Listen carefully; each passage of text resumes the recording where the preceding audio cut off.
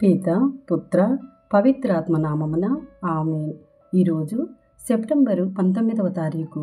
లూకా సువార్త 8వ అధ్యాయము 1వ వచనము నుండి 3వ వచనం వరకు. ఆ తరువాత యేసు పట్టణములందును గ్రామములందును పర్యటించుచు దైవరాజ్యమును గురించిన సువార్తను బోధించుచుండెను. 12 శిష్యులను అపవిత్రాత్మల నుండి రోగముల నుండి స్వస్థులైన కొందరు స్త్రీలను ఆయన వెంట ఉండేరి.